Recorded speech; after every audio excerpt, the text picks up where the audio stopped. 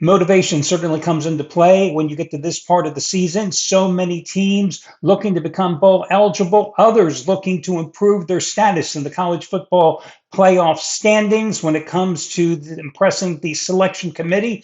And I've got a couple of teams in both of those categories when I'm going to release my complimentary plays here today. Hi, everyone. Al DeMarco here, General Manager at DeMarcoSports.com. This, of course, is going to be your Saturday video report in terms of the free plays, 81 and 51 with the complimentary plays and all sports combined over the past 12 months, 81 and 51 with the plays I'm giving away.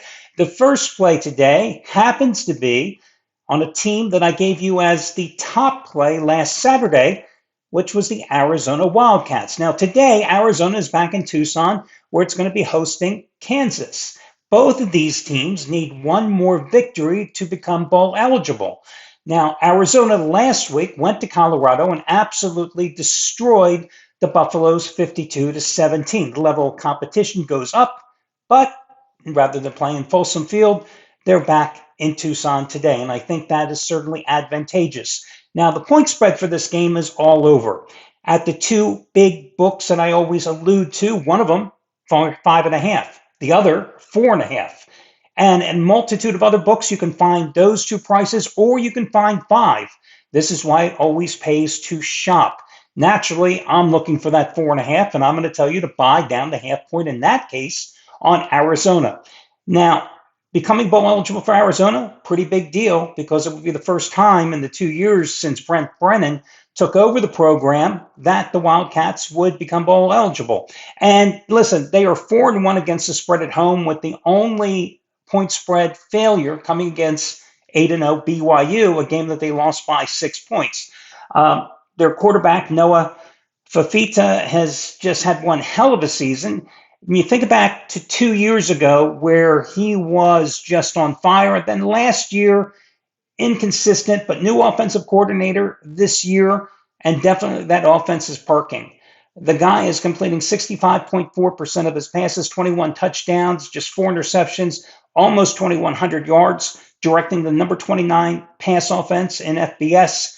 And also I want to just tell you the other thing that's really improved for Arizona is that their defense, something that U of A not really known for in recent years, but number 15 in total defense, number 6 in pass defense. And in terms of the conference, they're only giving up 19.9 points a game. So you look at this team and you see how much better they're even playing at home in Tucson, giving up just 14.4 points a game at home and 251 yards at home too. Now, you've got Kansas, a team that has really struggled outside of Lawrence, losing 7 of their last 9 games the past 2 years on the road. Their only road win this year was at Central Florida. Now, they're coming off a 38-21 win at home against Oklahoma State, but that was a 10-7 game at half, and you know how bad the Cowboys are, right? The previous week, they lost 42-17 at home to Kansas State. The prior week, they lost by an identical score in Lubbock to Texas Tech. They can't stop the run, 101st in FBS, stopping the run. They're giving up 29 points a game in Big 12 play. They're basically a one-man team offensively with quarterback Jalen Daniels. Their defense, well, they just don't get the job done. I mean, they're giving up 383 yards a game, which is 12th in the Big 12. On the road or neutral sites this year, they're giving up nearly 35 points and a conference high 491.7 yards a game. So, by the way, one other interesting stat. On the road, their run defense giving up almost 278 yards a game. I think this is a very manageable number, and that's why Arizona is going to be my top play today here on the video report.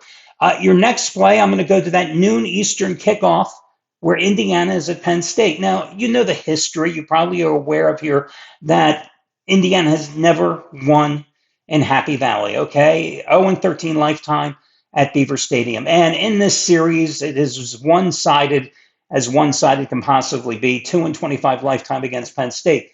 But the thing about records and the thing about streaks is they're always meant to be broken. And if not this year, when?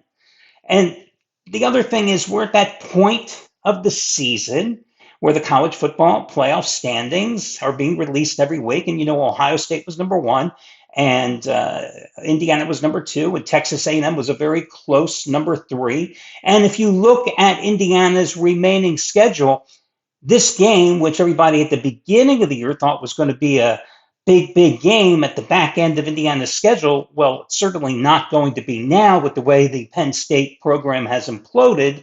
And you look at what's left on Indiana's schedule, absolutely nothing. I mean, home against Wisconsin, on the road against Purdue. Every game at this point for teams like Indiana, you've got to win big, and that's the bottom line. It's not about just winning, it's about winning in impressive fashion. And that means you probably are going to cover the spread too, or else you're not winning big enough. And I think Indiana's head coach, Kurt Cignetti, is a very wise man, and he knows this too.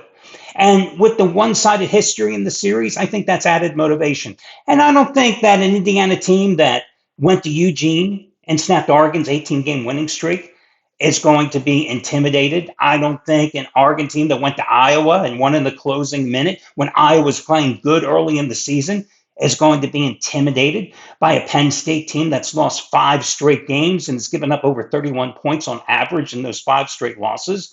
I mean, this is an Indiana team that can throw the ball, that can run the ball, that can play great defense. This is a Penn State team that known for years for its defense. Well, it doesn't play much defense this year. Known for years for its great pass rush. Well, with Abdul Carter playing in the NFL, this Penn State defense, I think, only has 14 sacks on the season. Lost its starting quarterback.